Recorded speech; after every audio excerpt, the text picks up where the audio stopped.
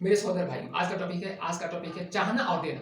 चाहना और देना, ये दोनों के बीच में क्या समानताएं हैं और क्या अंतर है। चाहना और देना में समानता क्या है, अंतर क्या है, उसका दुष्परिणाम और क्या है। तो जिसे हम चाहते हैं उसे अवश्य कुछ ना कुछ देते हैं, जिसे हम चाहते हैं उसे तो अवश्य कुछ ना कुछ देते हैं। जो आपको दे रहा है वो अवश्य आपको चाह रहा है, उसका रिवर्स भी होता है। जैसे चाहना मतलब देना, देना मतलब चाहना, रिवर्सिबल प्रोसेस है। तो अब जिसे चाहते उसे देते हैं, जो दे रहे हैं उसको चाह रहे हैं, दोनों बातें हैं। आपका विकास, अब जो आपको दे रहा है वो आपका विकास चाह रहा है, विनाश, उसे कैसे पहचाने। जो आपको दे रहा है वो विकास के लिए दे रहा है कि विनाश के लिए दे रहा है, इस बात को थोड़ा सा हमें एक्सप्लेन करना चाहेंगे, या तो आपको खुद ही पता लगाना होगा। अब हम बात करते हैं जो 100% चाहता है। जो व्यक्ति आपको 100% चाहता है वो आपको 100% समर्पित कर देगा, अपना धन, तन, मन, धन, जीवन सभी देगा। जो व्यक्ति किसी व्यक्ति को 100% चाहता है वो अपना 100% समर्पण कर देता है, जिसे हम पूर्ण समर्पण करते हैं। जो व्यक्ति दूसरे को चाहता है और अपनी सब कुछ दे देता है, वह व्यक्ति यह सोच ही नहीं सकता है कि अगला व्यक्ति हमें नहीं चाहे। जो व्यक्ति पूर्ण समर्पित हो जाता है वो सोच ही नहीं सकता है कि अगला व्यक्ति हमें नहीं देगा या नहीं चाहे, ये उसके सीमा से बाहर हो चुका है। जो व्यक्ति पूर्ण समर्पित हो चुका है, 100% चाहता है, वो सोच ही नहीं सकता है कि अगला व्यक्ति हमें नहीं चाहे। जिस पर यह संसार चल रहा है, इसी पर यह संसार चल रहा है, यही माया है जो हमारे संसार के सभी दुखों का 99% दुखों का यही कारण है कि जिसे हम पूर्ण चाहते हैं, पूर्ण दे देते हैं, और हम सोच ही नहीं सकते हैं कि हमको नहीं देगा, जरूरत पड़ने पर हमारी सहायता नहीं करेगा। जहां ज्ञान है वहां संकट भी रहेगा, जहां अज्ञान है वहां संकट भी रहेगा।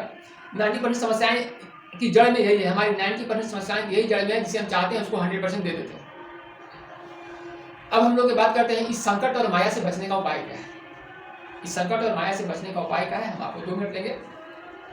अगर चाहना और देना पर्यायवाची है, तब क्यों ना साइंस समूह लगाया जाए। अगर अगला व्यक्ति भी आपको कुछ देने लगे बिना मांगे, तब जरूर उस व्यक्ति के मन में आपके लिए चाह है। कोई व्यक्ति बिना मांगे आपको दे रहा है, इसका मतलब आपके लिए उसके दिल में कुछ चाह अवश्य है। दिमाग में वही चीज रहता है जिसे हम चाहते हैं, क्योंकि दिमाग में वही चीज रहेगा जिसे हम चाहते हैं। वो आपकी आवश्यकताओं को समझ करके आपको दे रहा है, मतलब आपके उसके दिमाग में आपके लिए स्थान है, मतलब कि वो चाह रहा है।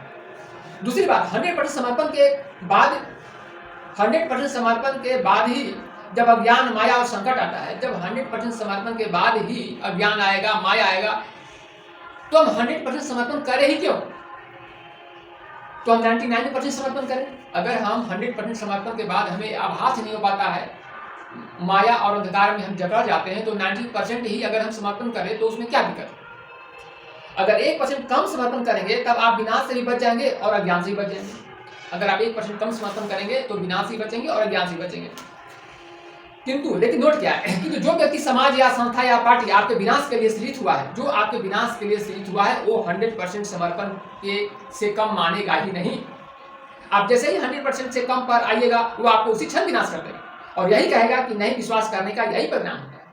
जैसे कोई पति पत्नी होता है, किसी को फोन से बात करता है, उसको विश्वास है नहीं, तो कहता है कि ले अभी मैं बताता हूँ, और अभी उसका विनाश कर देता है।